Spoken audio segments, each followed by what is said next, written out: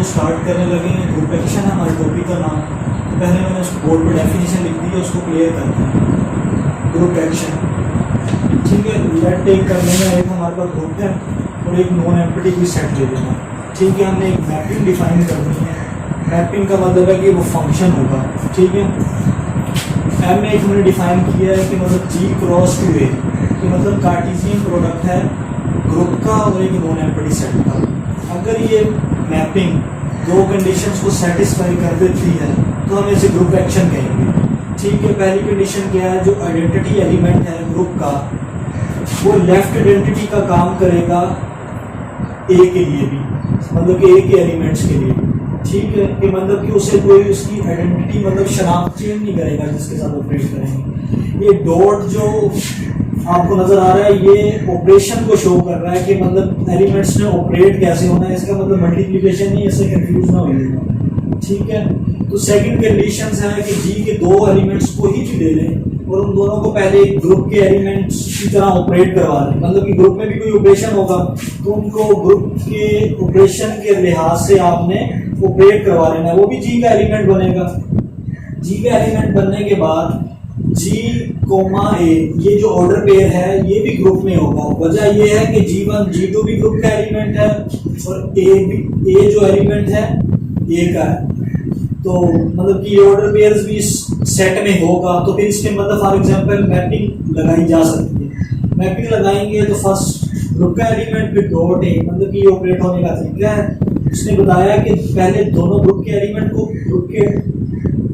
Group के operation के साथ अगर ऑपरेट कर लें आप और फिर आप मैपिंग को यूज करें जो हमने डिफाइन किए होगा, जो ग्रुप एक्शन जिसे प्रूव करना होगा, ठीक है, उसे कर लें। या आप ग्रेजुअली इंडिविजुअली आप एक एक को करके कर लें तो जो दोनों का आंसर आना चाहिए वो बराबर आएगा। अगर ये दोनों कंडीशन सेटिस्फाई हो जाती है तो हम कहेंगे कि ये ग्रुप एक्शन है, अदरवाइज हम कहेंगे ग्रुप एक्शन नहीं है। तो इसीलिए मैंने इसी को एक्सप्लेन करने के लिए ग्रुप एक्शन की डेफिनेशन को तो मैंने एक एग्जांपल नीचे लिखी है। एग्जांपल लिखी है, मैंने ग्रुप लिया है वो C4 है और जो मैंने नॉन एम्प्टी सेट लिया है वो 2 3 है, ठीक है।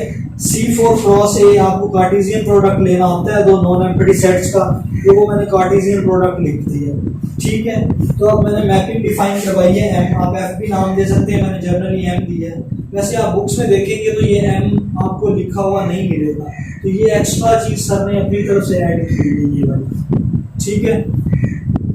तो अब ऐसे इसे डिफाइन मैंने इस तरह करवाया है इस फंक्शन को। पहले तो आप ये याद रखें कि तमाम जो ग्रुप एक्शन है उनका मैपिंग होना लाजमी है, वो पहले कह दिया। मतलब कि every group action is a mapping but every mapping is not a group action, मतलब कि कन्वर्स ट्रू नहीं है इसका, ठीक है। तो अब मैंने कार्टेशियन प्रोडक्ट ले लिया है कि मतलब कि मैंने आपको पहले बताया है कि जो ये फंक्शन है ये अप्लाई होगा इस पर इनपुट्स पर, तो फिर आउटपुट भी हमारे नेक्स्ट सेट में आनी चाहिए। मतलब हर आउटपुट के इनपुट के जरिए हमें एक आउटपुट मिलनी चाहिए, ठीक है। पहले तो ये फंक्शन की कंडीशन है, फंक्शन की कंडीशन सेटिस्फाई होनी चाहिए जब आप डिफाइन करवाएंगे कि मैपिंग, ठीक है। अब ये एलिमेंट्स हैं, ठीक है, ये एलिमेंट्स मैंने लिख लिए हैं। मैंने सबके लिए वेरीफाई नहीं किया एलिमेंट्स के लिए, ठीक है। कुछ एलिमेंट्स के लिए आपको वेरीफाई करवा देता हूँ। वजह ये है कि आपको बस दिखाने के लिए कि आप इसको अंडरस्टैंड करें, ठीक है। ये कार्टेशियन प्रोडक्ट मैंने फर्स्ट एलिमेंट ले लिया है इसका, ठीक है। इसमें मैंने मैपिंग डिफाइन करवाई है। मैपिंग क्या, मैपिंग की जब इनको रिप्लेस करेंगे तो डॉट आ जाएगा। डॉट ऑपरेशन को शो कर रहा है कि हम दोनों ने इनको ऑपरेट कैसे करवाना है।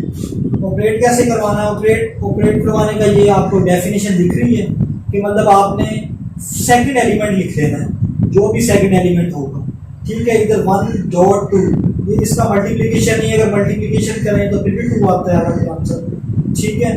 तो सेकंड एलिमेंट लिख लेना है। इसी तरह मैपिंग इस पर डिफाइन करवाई है तो 3।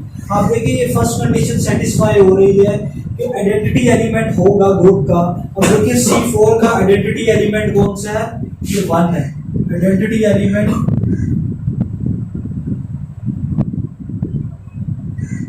C4 का आइडेंटिटी एलिमेंट 1 है। देखिए हम जब इसके साथ ऑपरेट कर रहे हैं तो वो उनकी जो आइडेंटिटी है, शनाख्त है, उसे चेंज नहीं कर रहा है। कि मतलब ये हमारी कंडीशंस को सेटिस्फाई कर रहा है, मतलब कि फर्स्ट कंडीशन सेटिस्फाई है, ठीक है। इस तरह सेकंड पर आ जाते हैं। मैंने लिया 1.i, ये वाला डॉट है, ये मतलब समझ रहे ये कंपोजिशन है, क्योंकि ग्रुप में भी जो मल्टीप्लिकेशन है वो डॉट से शो की गई है। मतलब कि डॉट को कंफ्यूज ना कीजिएगा, इधर ये मल्टीप्लिकेशन शो कर रहा है। मल्टीप्लिकेशन मतलब कि G1 और G2 को कंपोज करेंगे तो हमारे पास अयोटा आएगा, ठीक है।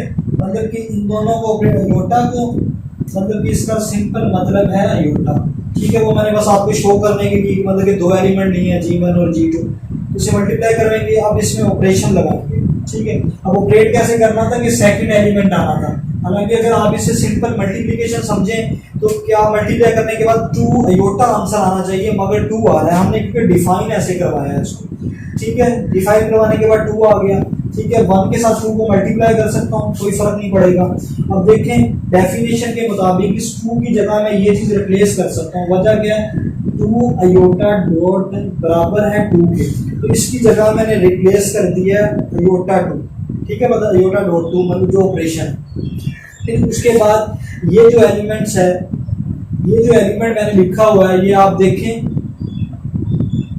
एलिमेंट लिखा हुआ है, तो ये जो एलिमेंट है 2, ये ए का ही है, ए का, और जो 1 है वो आइडेंटिटी एलिमेंट है। मतलब कि इसके बाद ऑपरेट करवाने के बाद मैंने उसमें डॉट का निशान डाल दिया, ठीक है। और इसकी एग्जांपल तो और अच्छी तरह क्लियर होगी इसके बाद। ये प्रोटेक्शन की डेफिनेशन उम्मीद है आपको समझ आ गई।